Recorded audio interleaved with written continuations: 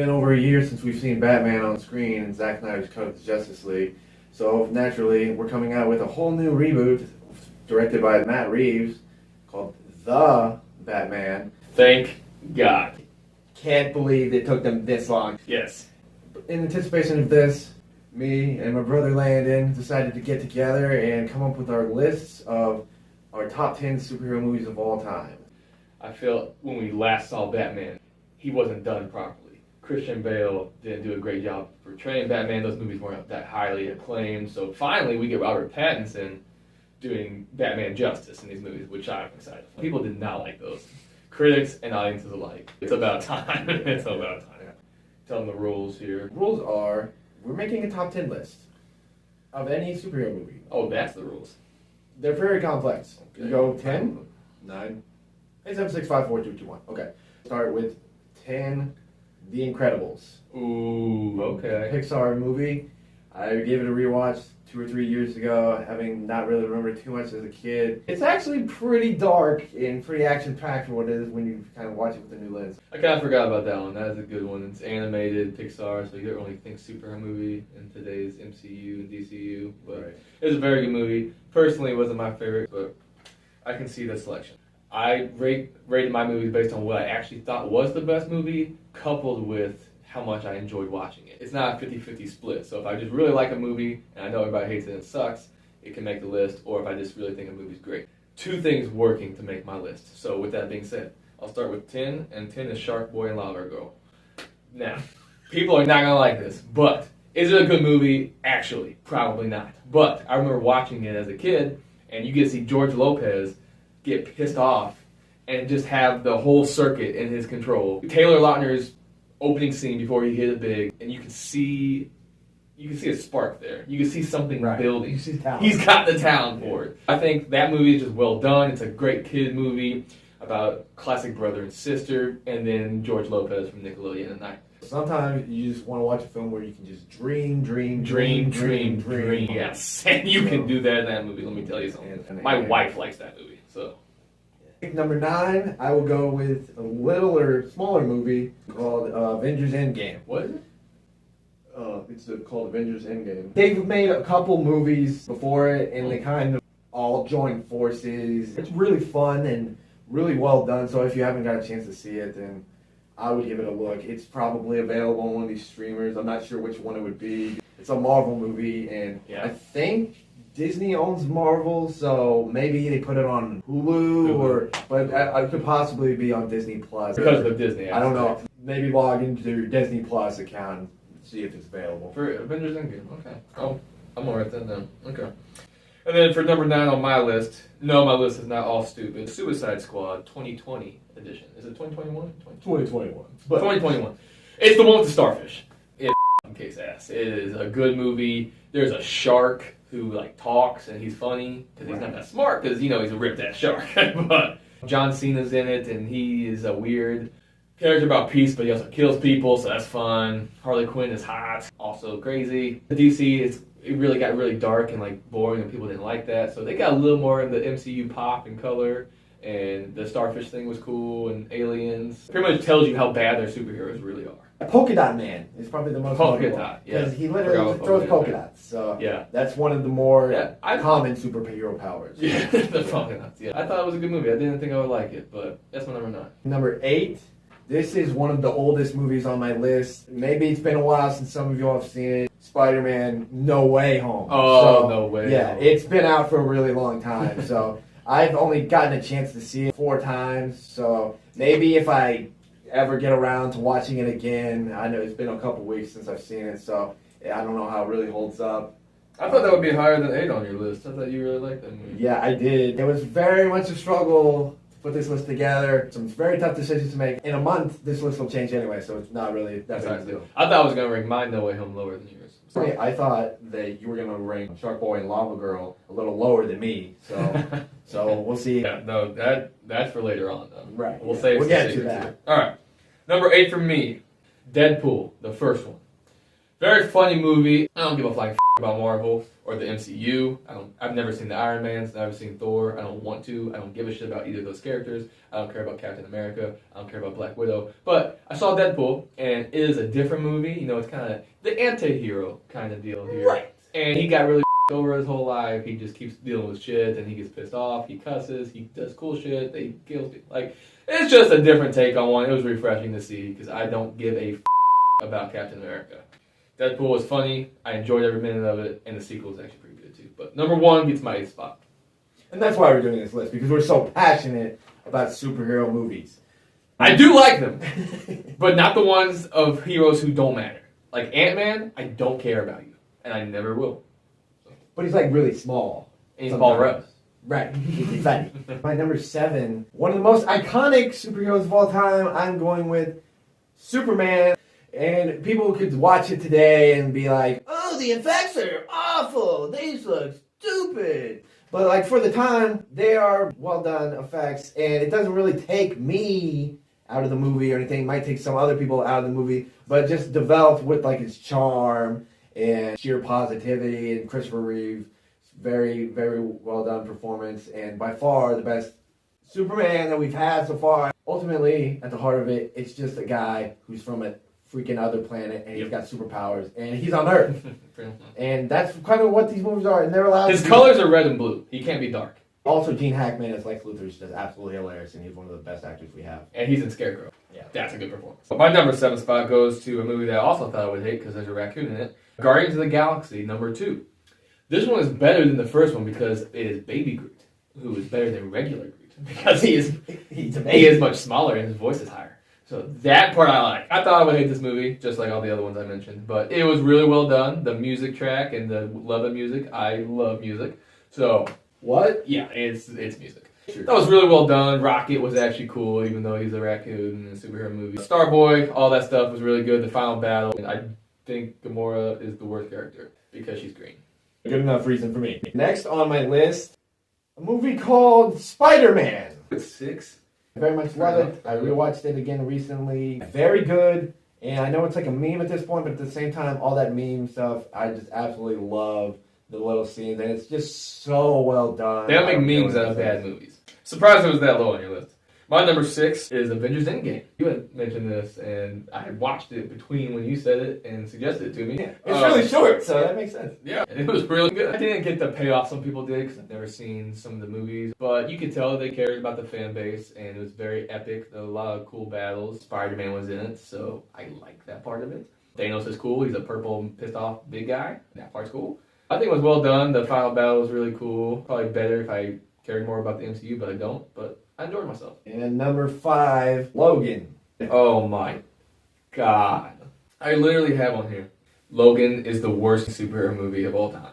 Literally right there. Logan sucks. It says also here, has no comparison to Adventures of Shark Boy and Lava Girl. Like, there's no comparison to it. It's worse. Adventures of Shark Boy and Lava Girl is way better. The list isn't even here anymore, but I'm still reading it. It still says that. I've never had a less amount of fun watching a movie than I did with Logan. But I'll let you talk about its graces. It's a Western, and Westerns are pretty good. So, yeah, and the fact that it's a Western with a grizzled old Hugh Jackman playing Wolverine is actually pretty damn cool to most people. Patrick Stewart gives a fantastic performance. Hugh Jackman literally fights an evil version of himself, and it's absolutely nuts. And it's very sad, and it's nuts. And, yeah, a lot of people like this movie, so whatever. I left the theater to go to Minions. We'll get to number 5 here for me. Spider-Man No Way Home. The thing I like about this movie is that they bring back the other 2 Spider-Men. Right. If you haven't watched it, forget that, because they come back, and it's cool. So Tobey Maguire is the best Spider-Man. Tom Holland is a serviceable one, and Andrew Garfield sucks. It was really good. Green Goblin is really cool. Doc Ock on the same screen, and the Lizard, some reason, was there too.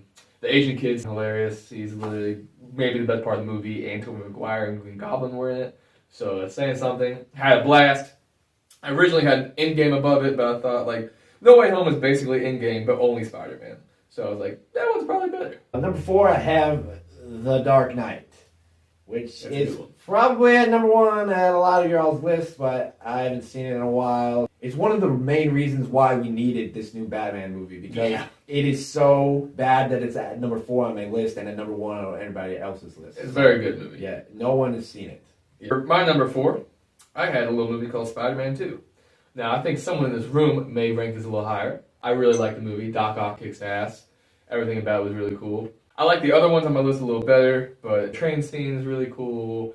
He literally holds the sun and it kills him. Not many people literally have died from the sun, except for that one guy in Greek mythology who flew into it, and that guy's an idiot. Spider-Man 2 is a good combination between The Dark Knight and the MCU. It can get dark and serious and get away from the Tom Holland feel-good, happy bullshit stuff, but it can also be happy and not depressing like all the bullshit that DCU does. So it's a good combination of sad, serious, and happy. And it was really well done, and it's one of my favorite movies of all time, let alone superhero movies. But it comes at number 4. Number 3, I have Avengers Infinity War. It's a massive scale, and you have Thanos, and he literally pretty much wins. I think it's way better than Endgame, specifically only because of that.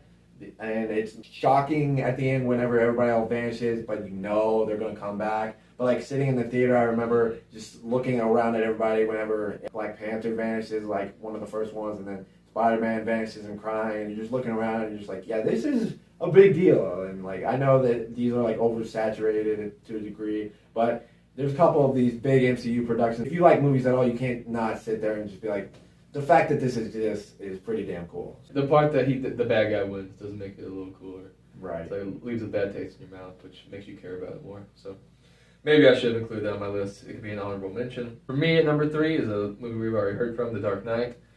There's nothing really I can say that you don't know about this movie. Heath Ledger's good. He died. We miss him. He was great in his role. Everybody else is playing for second place, basically. Very dark movie. I feel like it was the start of superhero movies being crazy, actually good movies that like make you feel things other than laughing and being happy. The hospital scene, everything about it. The Dark Knight was really good. And if you don't know that, then you should probably off. Great tip for the listeners at home. And I mean it. at number 2, I have Batman. But I thought that movie came out in March. No, it's the Batman.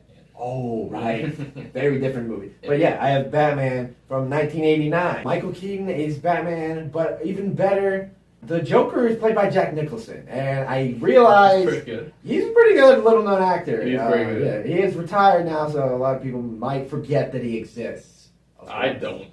Oh, really? He's but good. Yeah, a lot of people are like, Heath Ledger's the definitive performance of the Joker, but I actually prefer Jack Nicholson because he's just so fun to watch, and he's Jack Nicholson. He's pretty crazy. Yeah, so he's good at the laughter part of it, the insanity part of it. I feel like he's pretty good at that.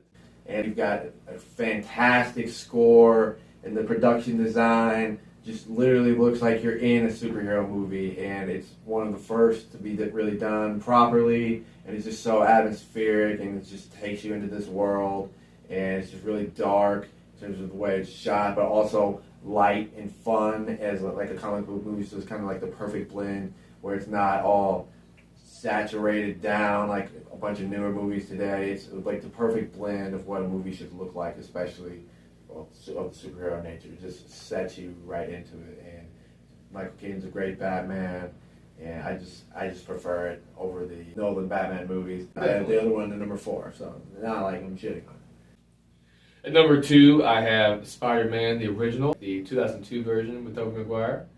I like this one more than Spider-Man number 2. I think William Dafoe's The Green Goblin is my favorite supervillain of all time. I think his maniacal laugh, and then how they have their relationship in their real life, and then at the kitchen table scene when he finds out that he's actually Spider-Man. Just all the things in the movie are really good. He kills himself, but Peter kind of kills him. Peter doesn't kill him. That movie was just, that's a Spider-Man movie. Tom Holland, Homecoming is not a Spider-Man movie. Spider-Man 2002 is, and that's why it's good. Precisely. Yes. Willem Dafoe. Willem? Yeah. I will call him William, because that's probably what his mother really wanted. She misspelled it? Yes. Yeah. So what you're saying is Willem Dafoe's mother is stupid? Yes.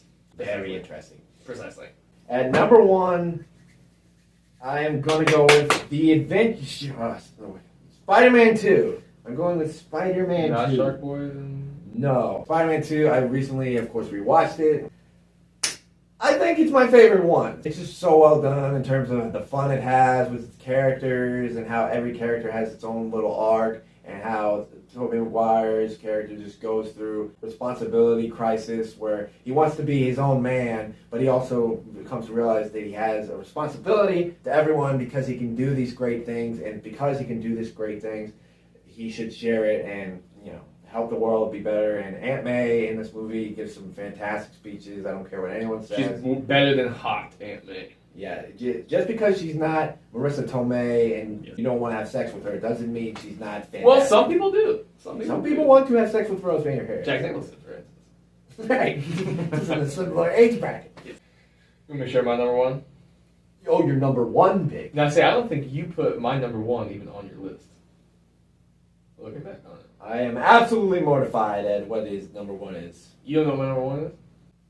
No, I do not know what. Well, here's my number one is the greatest superhero movie of all time because it's also past The Godfather and Scooby-Doo Cyber Chase, the greatest movie of all time. Oh, I think I know. And this is Dark Knight Rises. I knew it. I got it. I have read some things online about how the plot is misguided, how it doesn't finish correctly, how it just jumps all around. That's all bullshit. All of it's bullshit. People read too much into it. People have too much time on their hands, and they try to outthink the room. Just watch it. Don't outthink the room. Sit down and watch this movie and shit yourself, because it is good as hell. Bane has a cool voice. The whole movie. He sounds like a badass. He looks like a badass, and he plays a badass. They go to the Pittsburgh Steelers stadium and just tear this thing apart. But anyway, the villain is better than the Joker, even though the Joker is played probably better, and like the movie probably has a more well-rounded plot that actually makes sense. Dark Knight Rises is really cool. You see that Batman gets his ass kicked, and that he was born in the darkness. You just adapted to it. Like all that stuff. There's just so you can't do that with the Joker. It's just amazing. I could watch the movie on repeat for the rest of my life and love it. I saw it several times in theaters. It's my first movie I was really obsessed with.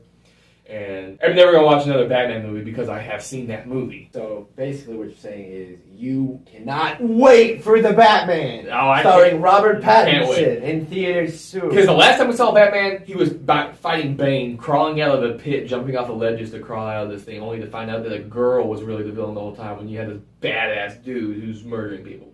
So give it up. Quit making Batman movies.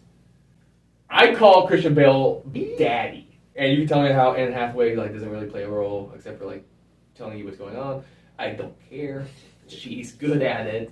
She is good in a tight suit. Her bodily looks and things of that nature. I do love her. Why? Just to recap some honorable mentions. Sky High is really cool. Spider-Man to the Spider-Verse was really cool. Not cool enough to beat the other ones. Spider-Man 3 is cool, except for the stupid shit in it. Batman Begins is cool, except for it doesn't have Joker or Bane, so it makes it worse. The Joker was cool, except for it was kind of just an allegory for mental health and then gave people an excuse to murder people. So, except for that part. Black Panther I really did like, but honestly the only reason it was on my list is it's been a while since I've seen it and I forget why I liked it. Some ones he did not mention, I have Wonder Woman, it's kind of a throwback to the original Superman. Watchmen from Zack Snyder with a guy with a really big blue penis. So give that a look if you've been looking for some blue penises in your superhero movies. Type that one in the Google. Batman Returns, the sequel to Batman, also very good. And then Superman 2, the Richard Donner cut, the original superhero movie director's cut. X-Men Days of Future Past. It's a cool title. Right, because it makes no sense. Yeah, exactly. Back to the Future, Future Past, Past, Future, Future Past. X-Men. Yes. Yeah. Original Iron Man. Could not give a shit less about Iron Man. I have X2, and that movie is very good and very underrated with Ian McKellen and Patrick Stewart going mano a mano as Professor X and Magneto. But anyway, that's what we came up with, and like I said, it was very hard for me to make my list. As it was for me. I left out a lot of ones that I enjoyed. So some of those honorable mentions just couldn't make it past George Lopez. He put the fear of God in people, man. Alright? Know that.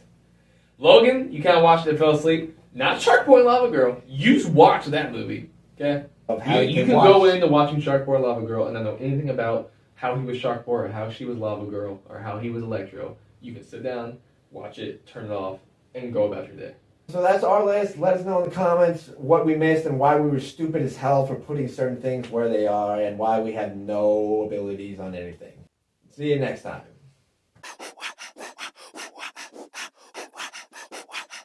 I'm very good at calculation.